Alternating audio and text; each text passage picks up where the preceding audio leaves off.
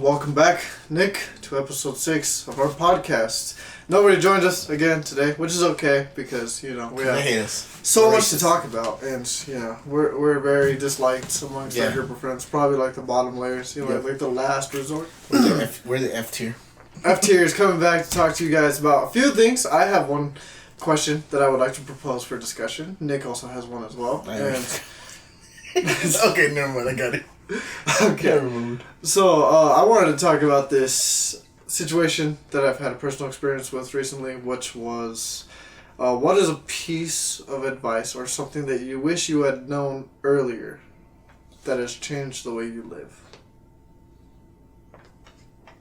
So, what's your answer? No, I want to start with you, and then I'll give my answer afterwards. Oh, god damn it. I mean, it's a tough question to answer because, it's very open. Yeah, it could be anything. It could be something big or something small. Exactly. I feel like the biggest thing that I've learned, essentially learned for myself, is it's better not to rush things. No matter how, it doesn't matter what it is, whether you want to hear a new song, whether you want to buy something out, something new, whether you're waiting for something to drop, whether you're waiting, something's changing in your life that you have to, reset. It's rushing it isn't going to change the fact, it's going to happen when it's going to happen. So it's better to take the time and actually live in the moment than try to just focus on that, go tunnel vision and lose sight of everything else. Yeah, process over product. Yeah, so it's mentality. It's like I said, if it's a song, usually, this song's gonna drop this day. It's you don't spend your whole week just waiting for the minute this song drops, because then it's what are you gonna do when it's over? Exactly. Well, not even that. You get everybody gets bored of your conversations if all you talk about is that one thing. Yeah. Or it's if you're waiting for for sneakerheads, if you're waiting for a shoe to drop, and all you talk about is that shoe, and you're waiting for its drop, and it's just on the back of your mind. It's not pleasurable. You're not living, really. You're just building anxiety for yourself. Yeah. Choosing to be anxious. That's fair. That's a good one. But yeah, I want to say that's my biggest takeaway is what I've learned from myself, taught myself. Pretty good one to know. Yeah, for me, the one that I wanted to touch on was, I was talking to John about this earlier, and it was this realization that I had. I was always told this piece of advice, but usually pieces of advice slip past you when you're not looking for them. And it was this realization that I had the other night when I was sitting in my living room, and it was 2 a.m. I'm not really happy about my whole situation. I'm unemployed. I was giving mediocre effort in school. I haven't edited any of these podcasts. We're on episode 6 and only episode 1 and 2 are out. Yeah, so it was a tough position because I felt so sorry for myself. I was very self-defeated. And I was sitting there looking at these apartments that were just built across the street, seeing how much the prices were, because obviously I don't want to stay here because these apartments are very old. So they have countless problems. So to be able to move into a new, freshly built apartment and not really have to worry about previous owners' problems, was something that I was just I wanted that. But I'm getting away from the point. The point was, I realized that everything around me is a byproduct of who I've been. And that was an important thing to finally click in my head. Because I've always known it enough to, whenever I was confronted about certain situations, I would defend myself in my own case. But I had no track record of proving that I obviously have learnt my lesson, because I'm a very hard-headed person. So being able to sit down and finally ingest that piece of advice, knowing that, I'm where I'm at because of the decisions that I've made. Had I made better decisions, had I not took in the easy roads or the road less traveled, I probably would have been better off or worse. There's no way to know. But it's important to understand that where I'm at right now is because of who I am and what I've done. There's no question about that. You are where you are because of the choices you made. Yes. See, I thought you were taking it somewhere else. Like, my dad would always say, he's like, you are the people, like, essentially, the people that you surround with are essentially who you are as well. Yeah, so I've known that one. Yeah, so have I, but I thought that's where you were going. Yeah, that one I learned back in, like, high school. Yeah, no, because, like, I want to say with that, because, like, it kind of makes sense, though, now. Like, as a kid, it doesn't make sense. When you're in high school, when you're in middle school, it doesn't make sense. Because you're like, oh, those are my friends. Like, they're just friends. Yeah. But it's like, once everybody starts to fizzle out and, like, you know who's close to you and who's not, it really overshows what you have in common and what you don't. Yeah, and it also plays, like, a huge role in influence. Like, for example, this morning, I probably wouldn't have gone to work out had I not been friends with John. Mm-hmm. Or Javier, or, like, known Tonk. So having those people to influence me to make that decision to, like, actually go to the gym, something that I want to do, and work on myself and be better and be surrounded by people with a mentality that they want to improve and reach something in life is different versus somebody like my brother who is very complacent in his life. He's okay just playing video games, watching TV, and living a very mundane life day after day. So those two parallels, like, you can see how, like, they influence you. Because, like, if I were to talk to you about film, you would probably lack interest. Dog, you wouldn't know anything. A lot of people get mad at me because I don't know you in the classic movies. Like Pulp Fiction, I've never watched. You know what? I never have either. As a film nerd, that's Scarface, like... I've never watched. I've watched bits and pieces. Scarface is pretty good. I've never watched, like, all the classic movies, really. Yeah, I feel like I'm gonna get rained down on fire. They're like, this motherfucker's a film student, hasn't seen Pulp Fiction? Yeah. I'm like, yeah. I still haven't seen Get Out either. I love Get Out. Get Out. I heard Get Out was amazing, too. It's a fucking great. It's classic. What was the one that followed that? By Us? Jordan Peele? Yeah. Yeah. Us was great. But still, I prefer Get Out over Us. Yeah, you know, I felt like I heard so much about Get Out that I felt like I already knew the movie that I never saw it, so... Yeah, no, I've watched it maybe twice. It's something that you enjoy, no matter first time, second time, third time. I'll give it a look. Yeah, no, but, like, it's like you were saying, it's like, it's about your surroundings, like, what you're into. Yeah. Because, like, at the wine shop, I don't share much in common with anybody, because, like, I'm not into, like, the wines and, like, breweries and... all the details about it. Exactly. I'm like, oh, cool. And then, like, Nike, like, I like people there. Like, I get along with some, but not everybody. But that's because it's, like, a whole clique kind of thing. Like, everybody has their groups. Yeah. And I've always despised that. It's like, how are you going to fucking put yourself under a label and who you want to hang out with? I feel like people self-segregate. Exactly. Know, based off of, like, their... Just the personality types, you could tell. Like, you know, some people are just... It's like... I'm like, I really don't want to be classified into, like, a group of people. Plus, at work, it's just like, if you start anything, it typically stretches out more than it should. Because, like, people just get so petty. Everybody's upset, especially if it's a job that they dislike. So, to, like, stir the pot. Oh, I was talking to my manager the other day about how I want to go full-time there now. Yeah. Like, when something opens. And I just had that conversation. I was talking to my homie there. I was like, there's a few people that want it, but there's not many that would, like, have a front runner besides me and, like, maybe 2 or 3 others. Yeah. I was like, if I was telling my homie, I was like, if you want it, I wouldn't be mad.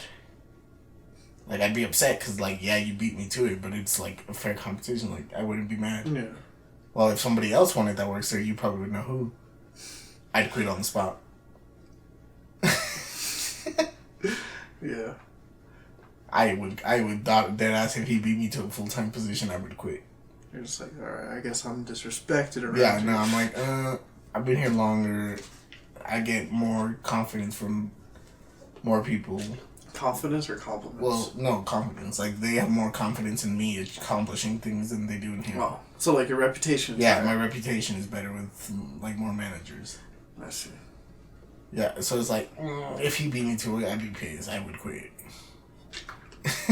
That's fair. I mean, no point in staying at a job where you're just gonna be stuck in a position. Not even that. It's like, if you're gonna hold that over me, like, I beat you to full time and I've been here less time. That'd be infuriating. Exactly. That'd be like, okay. But I mean, those are like they're good points to know. Like it's most of the shit that they tell you, it doesn't hit you until you start actually having to live it. There's also this thing that like I came across. I don't exactly remember where I picked it up from, but it was about how this transition into adulthood, typically after college, something that I'm experiencing right now is that when you're put into like the work worlds, it's such a battlegrounds, especially in film, of like knowing that the world is not fair and that you really have to work. Like what I thought was hard work will not cut it, especially in the field that I'm going into. And that it's just like where everything is pretty much set up for you. Like you'll have to find your own loops and turns and the connections with people, but for the most part, everything is there. Like everything for somebody to succeed is there if they look for the opportunity, if they put themselves in the right mindset and connect with the right people. And it was understanding that as well, which led me to know that like life has to be taken seriously. Like I'm a firm believer that life isn't as serious as people make it out to be, but also at the same time there's certain aspects that you can't beat around the bush. Yeah. There's certain aspects where like for example your health.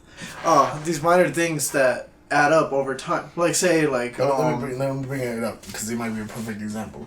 Yeah. So yesterday my mom told me that someone she knows got diagnosed with something bad. I don't want to say it because it's like it's personal. Yeah. But it was something bad. And that it's 4 years in. I told my mom, I was like, you feel bad because it's like something, it's bad. Like when somebody has something medically, like no matter what it is, it's bad. You break your arm, you sprain your wrist, whatever it is, it's always considered bad. It's like I feel bad because it's like, there's something medically wrong with them now. But at the same time, it's been 4 years in. You like when you started feeling these symptoms 4 years ago, you didn't take the precautions. Yeah, like these small things that it really hammers down. And I was telling my mom yesterday, I was like, my dad was always a big firm believer about like, you can like putting things aside is always bad, but there's some things that you just can't put aside, and the biggest thing you can't put aside is your own health.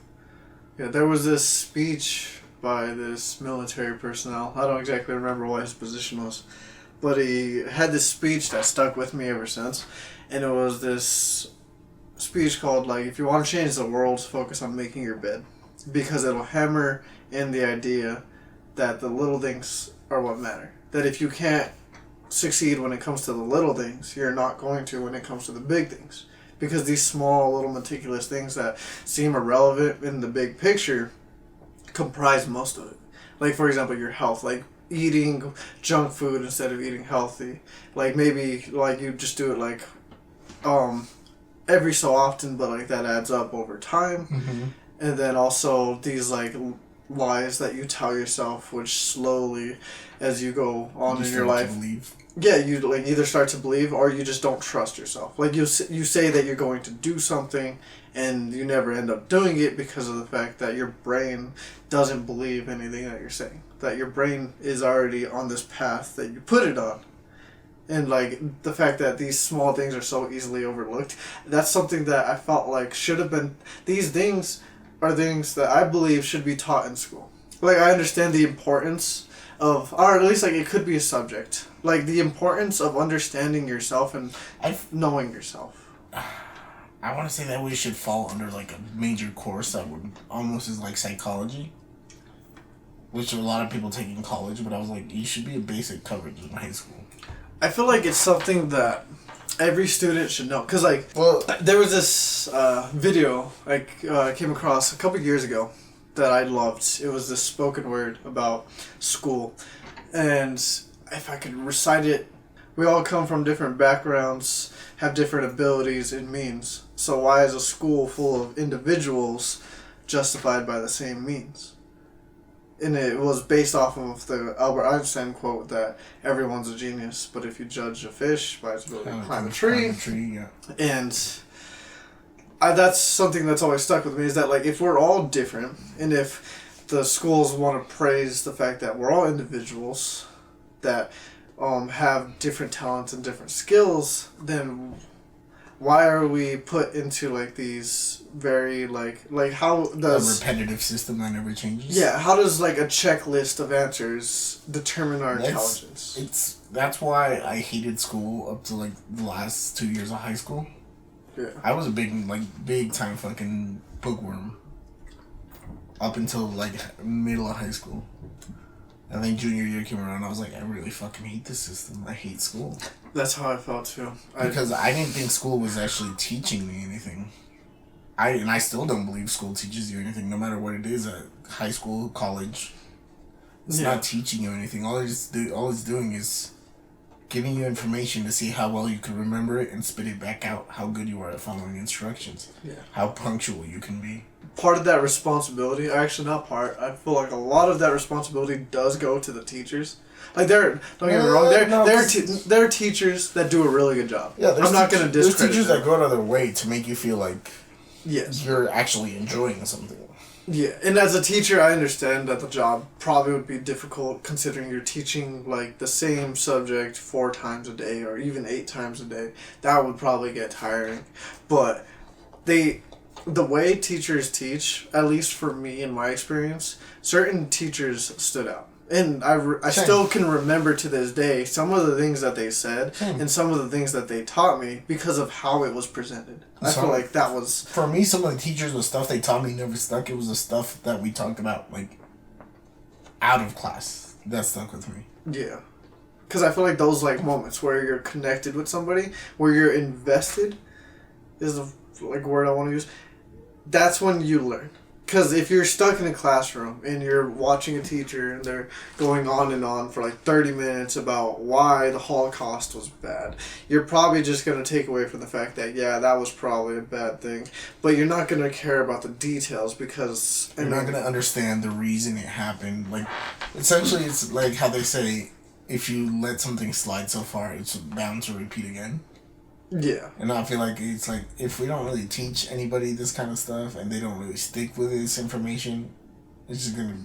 Yeah. We're gonna go numb to it, where it will make it easier for it to happen again. Yeah. I think, like, school doesn't touch, or it doesn't motivate you to want to, like, know any of this. It's just more like, you have to know this because it's important. And when you're telling that to somebody who is constantly going to a class that they're falling asleep in because they hate it, they're not going to change their minds. Even if like the president said, hey, this subject is really important and you should focus, somebody like me who hates, for example, history. I hated history class. Like, I love history, but I hate history classes. They're the worst. So every history class I would never pay attention to. And that's something that I feel like the school could, like, they should hammer down the point that...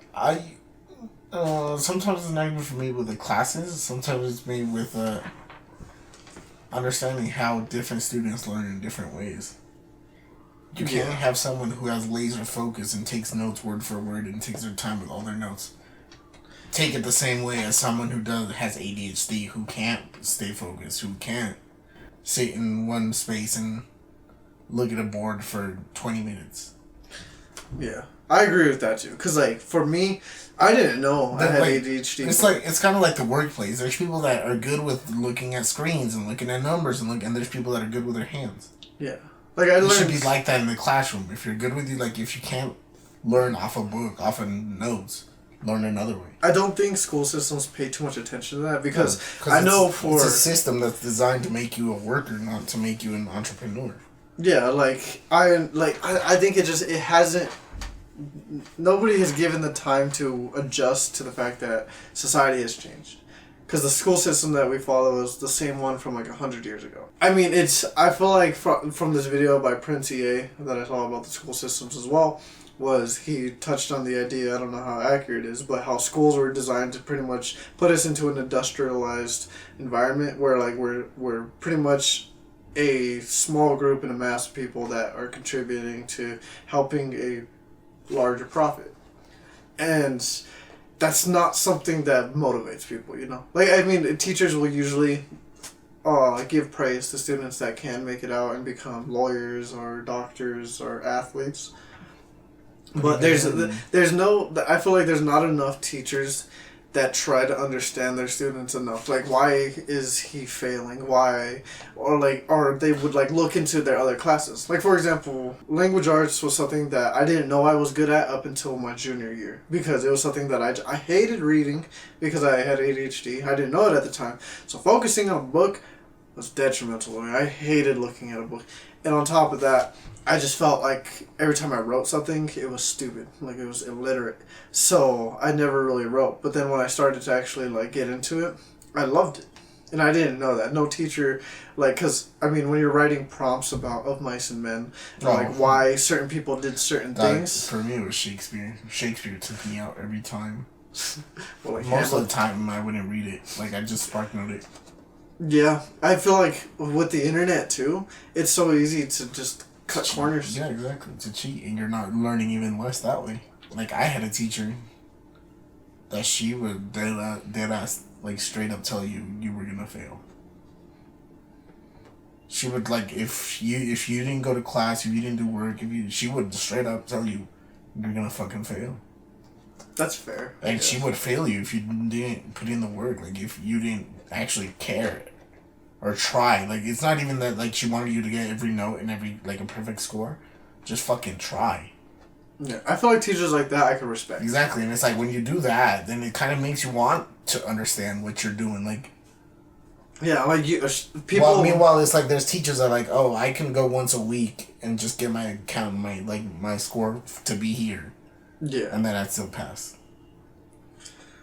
Like, because why the teacher doesn't actually care. It's just like, for them, it's the same as us. It's a job. It's a paycheck. Yeah, they're just getting through the day. Exactly. And, I don't know, that's... Because, like, they're leaders. They without... They're in a role of being a superior. Like, they're in a role of... being looked up to. A motivator, essentially. Yeah, being looked up to. And if you have one that's not interested in what they're doing, doesn't care about who they're teaching, doesn't... Like, it's just there to get paid, then... Yeah. They're on the wrong job. I think one thing that teachers could probably do to help connect to students is do not confront a student who is struggling when the whole class is there. You know what I mean? Like, I know that teachers try, but, like, I feel like that's an effort that you can give, like, during passing period or maybe after class. Yeah, I know, but there's also, like, sometimes it's good because, like, I think I see it, like, even when the whole class is there, if the teacher's willing to take time to, like, help you understand, yeah, then that's a good teacher. Yeah, I feel like, I don't know. It might look a little odd because it's like, yo, like, why are you taking forever? But, like... Yeah, I guess, like, for somebody like me, it's just, like, I had severe social anxiety, especially during, like, my freshman and sophomore year. So whenever a teacher came up to me and talked to me, I immediately froze up and I would get scared. And I would typically agree with a lot of what they said just to get them away from me.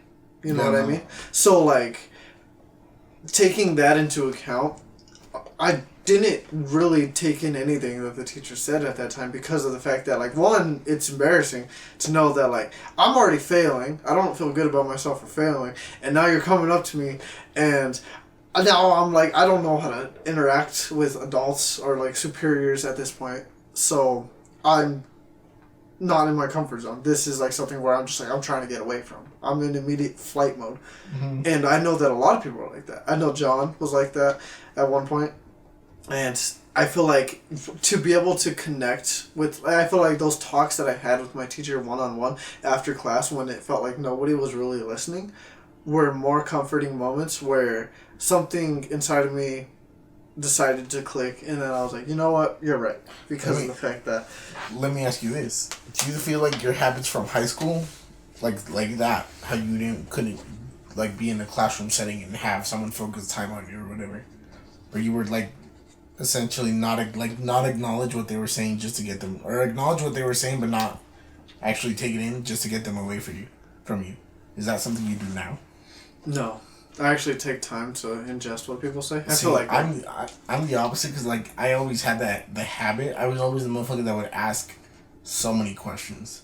Oh, this guy's if I didn't get it the first time, I'd just, like, be like, yo, like, where am I going wrong with this? Why is this? Why is that? And I do that at work now. Why? I'd be like, so how do we do this? How do we do that? Like, because like I feel like if you're not asking questions and you don't really care or you don't really want to do it correctly, which makes you look worse. Yeah, that's true. I mean, I was a bad student. Like, I wasn't like doing drugs and telling the teacher that they're bitches, but I never did my work. I know that I only passed because I did good on quizzes and tests, and maybe I did like 25% of the homework, enough for my grades to be D for diploma. But I hated school. Like, I hated homework. I don't know why I had to go to school for 8 hours a day just for them to send me home with more shit that takes away from my time away from hell. And then they complained that they had so much homework to grade. I know. I was just like, don't give homework. Like, you don't want to. Like, you have an hour and a half with me here. What the fuck are you teaching me? It takes you might take you longer to grade all this homework than what it takes us to do it. Because as long as one person does it, everybody can do it just by asking. Yeah, I mean, like, a lot of people. Like, homework was such an easy thing to get around. Senior year calculus, I passed with a C.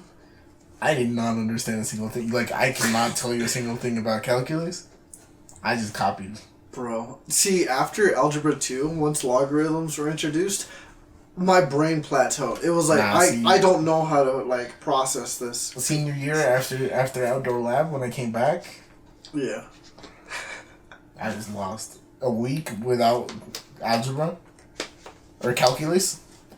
Fuck me. I was like, what the fuck is this sine, cosine, tangent, fucking variables? Like, what the fuck? Yeah, I think it was my senior year. I was enrolled into pre-calculus, and I was lucky enough to pass. It was hell. Algebra 2. Because, like, with algebra, I was really good at algebra. So especially, like, geometry. So, like, in Algebra 2, for the first, like, 75% of the class, I did really good. I was getting, like, extra credit on every test. I was doing a really good job. And then logarithms were introduced, and I failed every test since. I feel like I still understood logarithms. Yeah, I don't, for like the calculators, I don't know why, I just couldn't understand them. They were so complex to me at that time. See, I couldn't understand the sine, cosine, tangent shit. Yeah, that's what it is, the logarithms. Oh, is that what that is? Yeah, those are the logarithms. Yeah, no. Yeah, so I was gone for a week. Yeah, those are lab. Fucked me, right? Really? Yeah, those fucked me up. I was just like, oh my god, why are there letters in math? I had the counselors ask me if I wanted to go back for a second week for senior year because another school was short. Yeah. I was like, yo, dog, like, I can, but like, you're gonna have to help me out with some calculus like when I come back because I'm not gonna pass my calculus tutoring. You should ask John. That man is. Fuck no. He's a Elon Musk of our time. You're right. Oh, my cousins watched episode 1. They're like, what the fuck, is John really that smart? Why is he so smart? Like, he's fucking nerd. How is his head that small, but his brain is... It's just AI. It goes up to the cloud. Yo, he's like, yeah, I need to sync with my satellite real quick. Hold up. It's like whenever he's just standing still looking like out of it, he's just like... That's just him updating. Scanning through his terabytes of information. Like, I have this somewhere. Deleting information he doesn't need no more. Yeah, he's like, I don't need that. Fuck no. Yeah. Oh my god. Yeah, okay. Do you want my question. Yes. We were only like... How long are we in? We're 30 minutes in. Holy fuck. Yeah. My question was, is happiness... Boring! I'm just kidding, I'm sorry. I will fucking... Is happiness something that you earn, or is it... Wait, could you say that again? I've already fucked it. Yeah. What was it?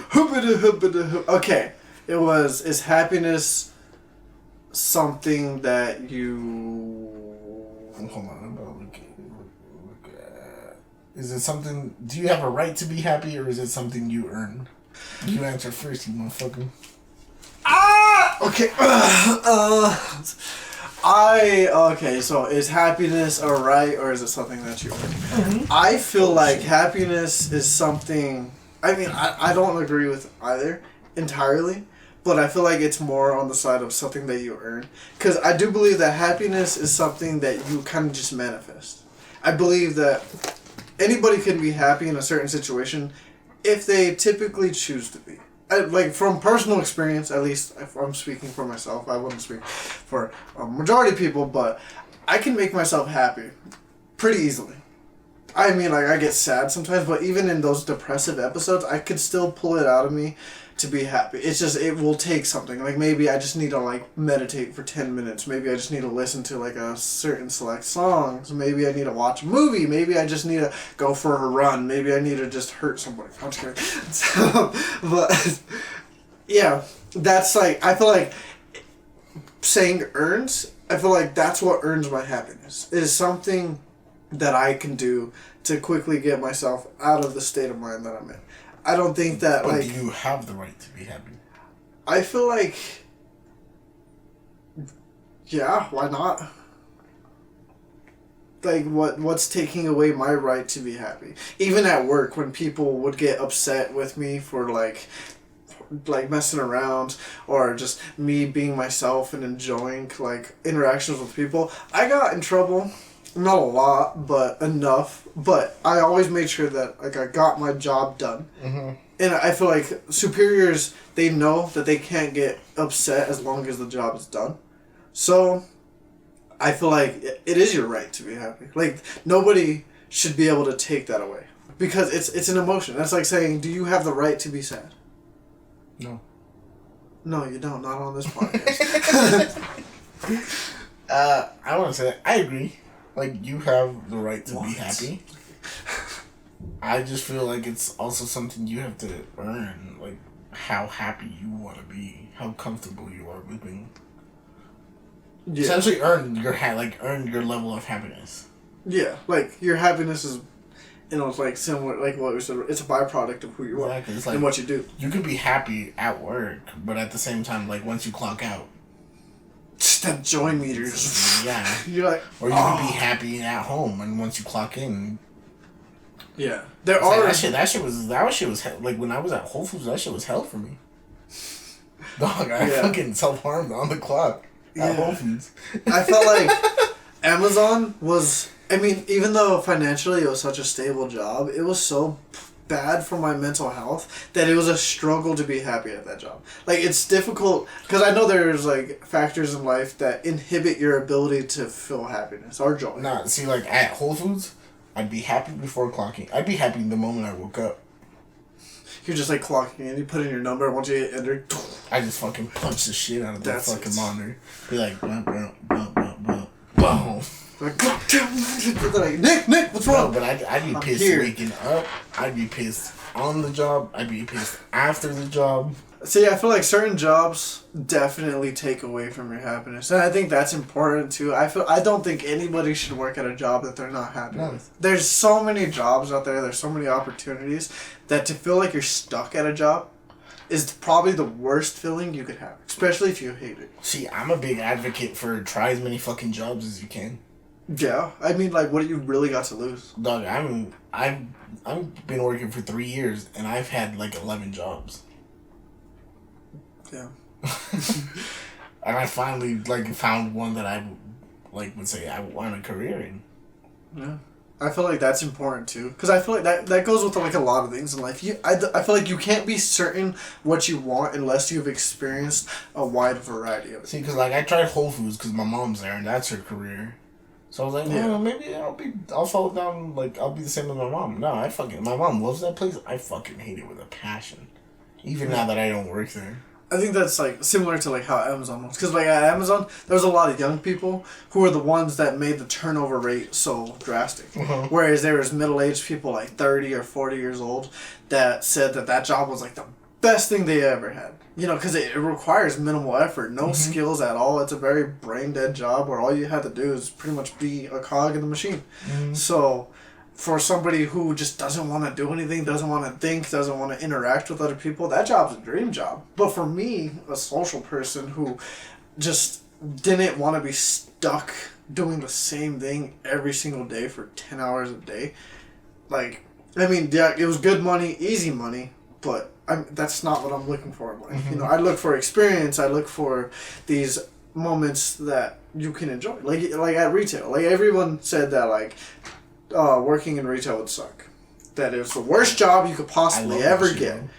That's how I felt. Like, when I worked in retail, I love the angry customers. I love interacting with people. I love having those moments because it's a story to tell. Like, when somebody is like, yo, how was work? I'm like, yo, this old guy came up to me and started yelling at me because we didn't have these records in stock.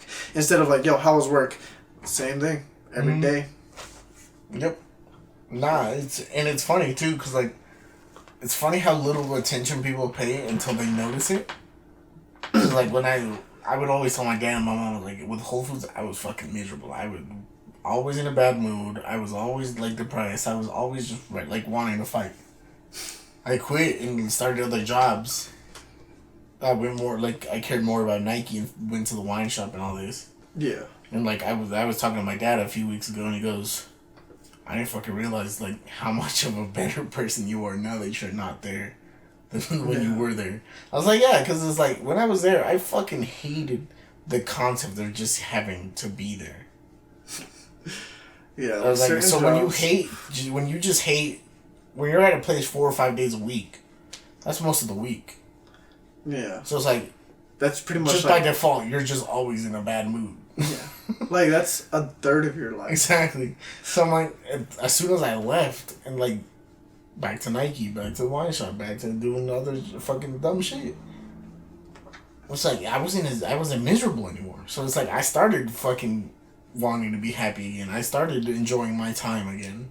Yeah, because, like, when you wake up and you want to go, like, or I feel like sometimes some people just don't want to go to work, which is okay, even at a job that they like, but, like, you don't wake up being like, fuck, I have to go to this place. No, going to bed the night before and understanding, like, fuck, I gotta get up and go again tomorrow. Yeah, that's a horrible place to be. That really kills your spirit. It kills everything. Yeah, like, everything, you become such this, like, slave to a job that it's hard to get out of it because, like, you just feel so defeated, and, like, when you no longer feel like a person. Yeah, like, it kills your motivation, and then that motivation to look for another job or to get yourself out of that situation, that's when a lot of people, I've noticed, feel trapped. Like, at the old job, like, the thrift store that I worked at. I don't know a single person at that job that liked it.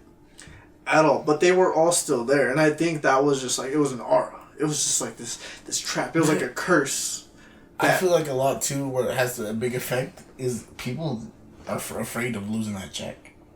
Yeah, people are afraid of, like, that's financial stability. It's such a huge thing because most people don't save. Most people don't prepare for the event that they lose a job. I was fortunate enough to know that, like, once I quit, I'm still unemployed 2 months later, and I'm fine. Like, I'm not struggling. I'm, like, running low on money. I'm gonna have to get a job soon, but I'm not like, fuck, I'm not gonna be able to pay my bills. I'm gonna be evicted. I'm gonna lose. Yeah, I was able to just be on my own. And I feel like that's something that a lot of people have to always prepare for. Like, I remember I read in a book that you should never be in a situation where you can't cover your own ass. Like, you should never financially be in a situation where, like, say you get, like, hit when you're driving to work or hanging out with your friends or somebody sideswipes your car. And that sets you back. And you can't pay it back. Or shout out Wyoming 2018. Yeah, or like, just like, say you have like a medical emergency or somebody in your family has a medical emergency and you don't have like the funds to, or like, let's say primarily for yourself, right? If you don't have the ability to cover that, then you're gonna lose because it's like Murphy's Law. Anything that can happen will happen and at the worst possible time. No, see, but I feel like there's also exceptions. There are like when I was paralyzed, I had to start physical therapy, but I was already at like 2 months without being able to work. Yeah. And that like being like in like 18, 19, like I already didn't have much as is. So it's like I was still under technically my parents' insurance and whatnot, like my mom's insurance. Yeah. I was still near to go to therapy, and I stopped because my parents didn't want to pay it. Yeah. So I'm like, if I would have had my own money to like eat out of for that, I would have gone to more sessions.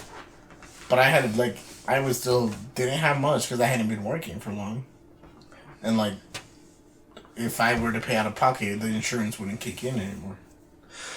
Yeah, I don't know. I feel like Financial situations definitely are something to stress about. I always took there was the one financial advice I've ever taken from my dad. Yes. If you can't buy it twice, don't buy it. That's pretty good. I've never heard that before. If you could either buy a $10,000 car and have $10,000 to spare, or you buy a $20,000 car once. That's pretty good advice. Right? Yeah. If you can't buy it twice, don't buy it, no matter what it is. That's good. I like that. I've never heard that. That'll I was like, damn, that shit was checklist of pieces to live by. Right? But I don't know. Yeah. Back to the question. I feel like you have the right to be happy, but you also have to earn how happy you want to be. Yeah, like I feel like both of them, cause like it goes hand in hand in my. Yeah, like your right to be happy is your ability to. Just like there's people that are overly happy. Yeah, like my sister. Hey, my sister's one of them. She's always joyful, and I love that about her. You know, so I would say I'm not miserable. I tend to be sad or mad a lot, but not miserable.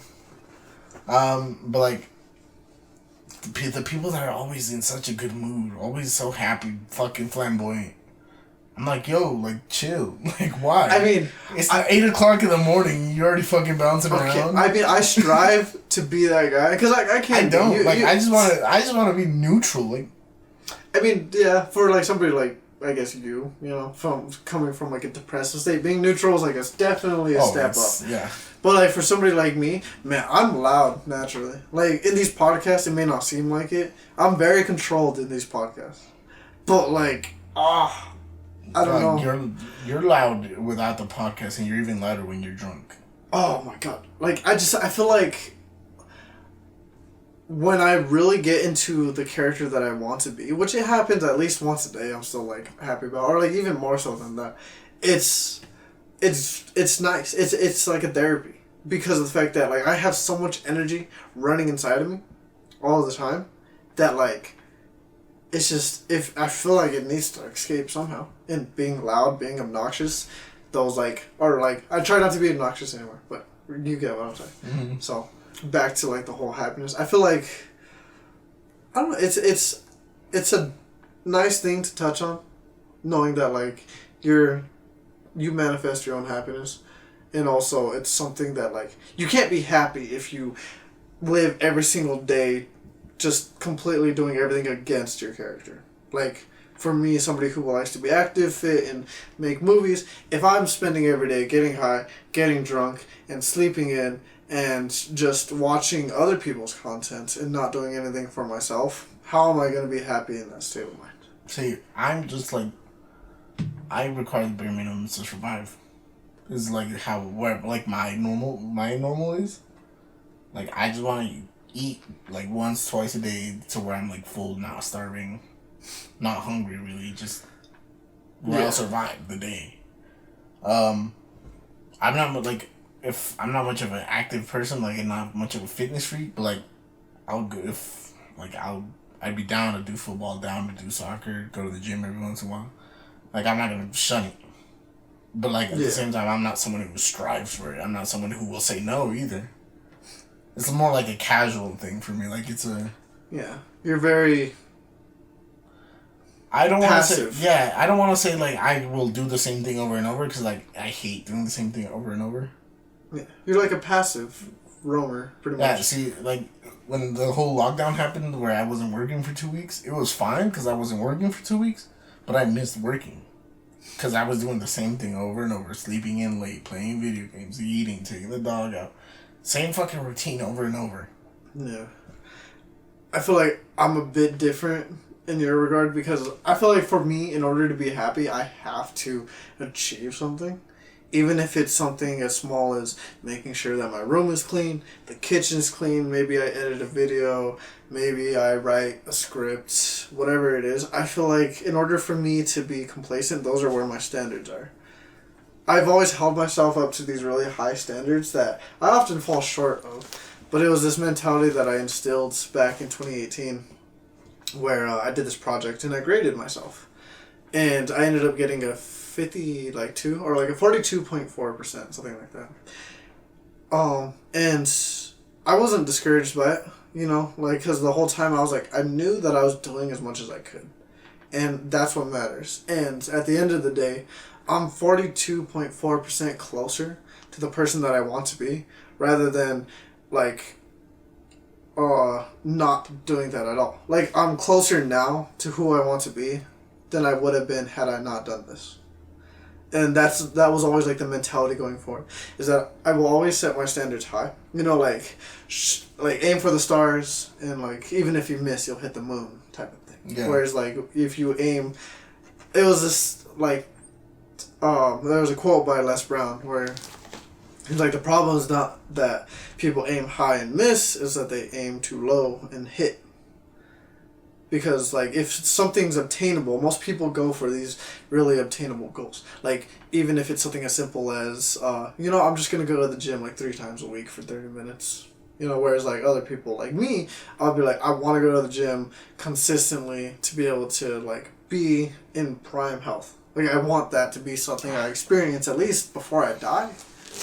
To be, like, somebody who is as fit as I could be. Not, like, completely ripped, like, you know, a bodybuilder. No. But like, for me personally, I've come to terms that I'm never gonna be that, like, fit person, because it's just not my genes. Like, my dad's side of the family is all skinny people, and my mom's side is all, like, bigger bone people. Is it genes though? Yeah. Or is it? There's some people that naturally can't be skinny. But is that 100% certain? Almost.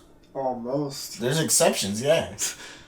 But those exceptions don't come from, oh, I hit the gym, oh, I do this, oh, I do that. Like, even some of my cousins that are fit are still, like, bigger just because of, like, our family. Like, they're fit, they'll have the muscle, but, like, even when they're in peak form, they'll still have, like, that little bit of a gut. Because it's just how my family, like, my mom's side of the family is. Yeah. Compared to, like, how most of my mom's, like, family is, like, the older people, my uncle, my aunts, all of that, I'm still in, like, not prime shape, but I'm still in better shape. Well, as long as you're out beating the family, right? Well, like, on my dad's side, I'm just fucking one of the biggest people. Yeah, like Eduardo and Julio. No, that's my mom's side. Oh. Exactly. I don't think have I met anybody on your dad's side? No. I don't really talk to them. Okay, that's probably why. Yeah. No, my dad's side, most of them are in Mexico, but, like, the few that are here, I don't really have connections with. We're at 49 minutes. 10 minutes to go. Yeah. Well, Ooh-wee.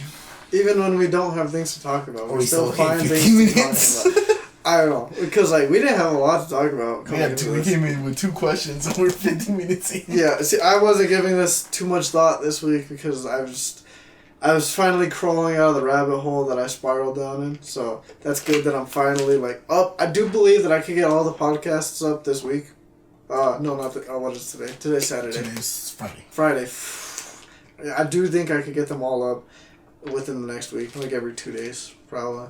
So, because it's my last week of unemployment before I start working again. So I was like, fuck it. Just cook it all up. I was telling my cousins the other day, she goes, why don't you upload? Like, why aren't they all uploaded? I was like, because Brandon's the one doing the work, really. Because I am lazy as fuck. I'm sorry. Not even that. Like, I could care less if you post it in a day or like in a week, because you're the one doing the work. Yeah. I can't just sit here and talk to a camera and be like, yeah, you got this deadline. Like, nah. If I'm not the one editing it, I don't gotta say it. Yeah. It's not that, like, it's hard to edit. I mean, I feel like podcasts and everything that I've ever done are the easiest things I've ever had to edit. I would learn if I had the fucking equipment. I'm just... Where the fuck... Take this edit the video. Where the fuck would I fit any of this in my room? You can fit this. This is pretty small. You could just be like, yeah, you know what? I think you could edit a podcast on this guy. I'm pretty sure. I don't know. It's not it. Apple sucks, by the way. I'm gonna say that right now. I have a phone, an Apple phone. And a watch. But, like... I'm gonna just put this out there. Why, Apple, can I not transfer a hour-long video to your own fucking computer? That doesn't make any sense. Like, it's so irritating. Cloud, baby. Like, even then, like, I would have, it loses resolution if I upload it via iCloud, and then I put it through there, and then I download it through there, and then I'd have to redo it. Yeah. It's too much of a process. Like, that's why I love PCs compared to MacBooks, because PCs have unlimited range, whereas MacBook is limited, especially with their hard drives. Did you know, did I tell you this, that if you plug a hard drive in, like, for example, this one that I have right here on my computer, I plugged it in. A brand new hard drive, hasn't been plugged in ever. I plugged it into this one, and Apple formatted it immediately so that way no other computer can access that hard drive. And you have to manually re-encrypt that hard drive to make sure that it's universal. And when you manually encrypt it, anything on that hard drive, wiped. I'm like, that's the stupidest fucking thing ever. So, like, you're literally restricted to Apple's, like, what it's trapped. Their line of work. Yeah, I was like, this is the dumbest thing anybody has ever invented. Like, I know you want people to have your product, but gatekeeping them like that is not okay. That's just, it's... I feel like that's happening with every major corporation without us noticing. I mean, like, maybe, but, like, Dell, HP, Lenovo, all these, like, computers can connect to each other. Because, like, but once you become the front runner of a company... once you become a front runner of the brand, then... Like, the two front runners when you think of computers are... Mac and Windows. And I feel like Windows... The two front runners when you think of, like, sportswear, or, like, sports. ESPN and... No, not channels, like... Oh. NFL. No, not sports, but, like, sportswear. Sportswear. Like, who Nike, and I feel like... Who would be a second runner-up? Nike's definitely up there. I feel like Under Armour has a good chance. There's what is it called? 3 stripes. Jordans are Nike. Jordans are Nike. Adidas. Yes, Adidas. Technically, it's Nike, Adidas, and then like Puma and Under Armour. Oh yeah, Puma. Yeah, but that's for soccer. Yeah. But it's like Nike and Adidas. These damn shell corporations. Exactly. It's like Coke and Pepsi. Yeah. Walmart and Target. Or Sam's and Costco. Yeah. I feel like this modern world, looking into the future, it's hard to tell what is even going to happen. Because everything seems like it's pretty much borderline monopolized. If that's even a word. I don't even know if that's Look at Amazon. Yeah, Amazon. Amazon will buy out its competition. And if they can't buy you out, they'll outsell you just so you can go broke. Yeah, like... Amazon will make the same product at a similar quality, sell it for cheaper, run you out of business... So they're the only competitor, and then fucking drop the quality. Yeah, or like YouTube. It's like Vimeo is probably the second the closest thing to YouTube. Yeah. Do you hear about Vimeo very often? Yeah, exactly. Vimeo kind of sucks. It's more of like a Twitch. Professional like thing, but yeah. Twitch's fallback is Mixer. Mixer's a part of Twitch? No, like like it's rival. But nobody ever fucking talks about Mixer. I mean, Ninja's on Mixer, so good for that man. He got like a $12 million contract to... Ninja fell off, though. Yeah, I mean, I think once he took that... Fortnite was definitely his time. Yeah. But... It's like I was told you the other day. A name that you hadn't heard? Hamlin's. Daquan. Hamlin's. Brother. You're a little sus, bro. I feel like that's where I learned it from. Yeah, I feel like that's where all of us took it from. Especially with Elite. Julio hammered it in for us. Oh my god, that motherfucker was Hamlin's Jr. Pretty much. Got the same haircut and everything. Dog, you know what's so ridiculous? Ridiculousness. Julio gets a haircut every 2 weeks. Damn, son, I get a haircut like every 2 months. Dog, I get a haircut like every year. Well, I mean, your hair's different from the rest of us, though. Kind of, though. Because, like, bro, if you see my hair after, like, 3 or 4 months, that shit's just... It grows, like, sideways. This is, like, 8 months' work. This is down because I've been fucking combing it and hat and everything. Messy hair, don't care. Exactly. I can't control curls. Yeah, my hair, even though it's straight, it doesn't listen, because, like, it'll fucking go to, like, a certain side or something, and then, like, when I have it down like this, I look like a school shooter, so, like, I don't like it. I can't do the side part either. I can't do the shit where you comb it over. The side, like, you should do the middle part. Like, that's a mid part. Mid part is down the middle. Yeah, no, that's what I'm saying, do, like, a mid part. Fuck, man. You could look like, what's his name, Isaiah's cousin. What's his name? Roman. I used to work with him. Yeah, you could look like him. With the... I used to work with Roman. Nice. That's stupid. Oh, fuck. What's something that... Okay, there's like 5 minutes left. What's something that you think we could do for other podcasts going forward? What do you mean? Like, I don't know, like something that like has a little more interaction other than like discussing topics. I mean, like, I like discussing topics. I'm not saying that like... I just want to, like, ideally, well, first, we have to start a platform, a social media platform for this. Yeah, that's... I would take care of that. You do the editing, you do the posting, whatever, but I do the whole social media aspect. Yeah, because like you could record off your phone. So. Not even that. It's like if I get the clip before we post, I could like also like post on TikTok. Yeah, like tease. Or Twitter or Instagram, Facebook, whatever. Nobody uses Facebook now except for old people, but. Yeah, I still use Facebook. Yeah, but you're also out of the loop. Yeah, I'm a little dated. Second is like once we actually start getting people, if we get people that like are interested but don't want to be on camera, I do like a video thing, like a voice thing, like a call thing. I see. You got a question you want to ask? Fucking call in. Call in. Who's our caller? What's up, Isaiah? Not even that. Like just fucking send a video. But like, if it's kind of hand in hand. Let's say we make a TikTok. And we start getting people that... Yeah, it's like, what do you want to see us talk about? Exactly. Like, they comment, and then we go from the comments. That'd be nice. Or, like, we could, like, what, like, live stream? Isn't it like something you could do on live stream? Yeah, like, hey, look, we're going to live right now for, like, 10 minutes in this podcast. Exactly, but I feel like live stream would be more of a goal thing. Yeah, I mean, like eventually... 1,000 views, we'll live stream next episode. Yeah, like, when we have, like, 5 viewers consistently, then thanks, man, appreciate it. Exactly. See, I feel like the difficult thing right now for me when it comes to editing these podcasts is knowing that if I release them all next week, they're not going to do as well as the first two. Because the first two had time for people to, like, ingest them. Yeah. But when there's, like, 3 that are an hour each, I know we're going to lose people. Yeah. So, I'm sorry for that. I'll be more consistent. I want to say we just go with 2. But then we would be 2 behind. No, I know. We go 2 this week and then 2 next week. And then the two this week's and then next week's on the 3rd week. So we catch back up on week 4. That's pretty good, yeah. Okay. I can do that. Because like right now, it is April 9th. And we started this in March. Early March. Yeah, like the first Friday of March. So your boy is a disappointment. We'll get to it. I appreciate everybody who's watched. Yeah, I mean, so far people have given like better reception than I thought.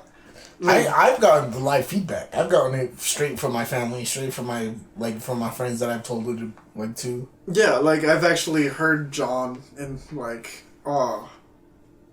just John actually. Just John and people I created in my head.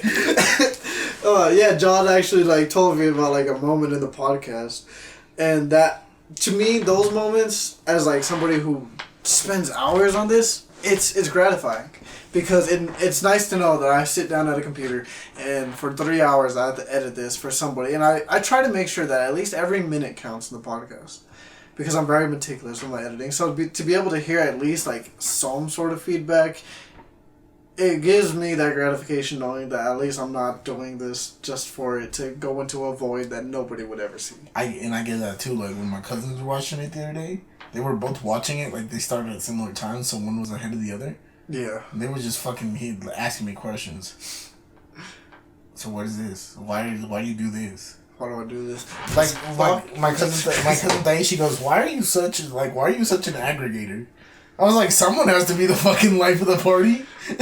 Or counter life. we can't all just fucking be boring. Okay, first of all, I'm life, you're death. I'm death, right? Yes.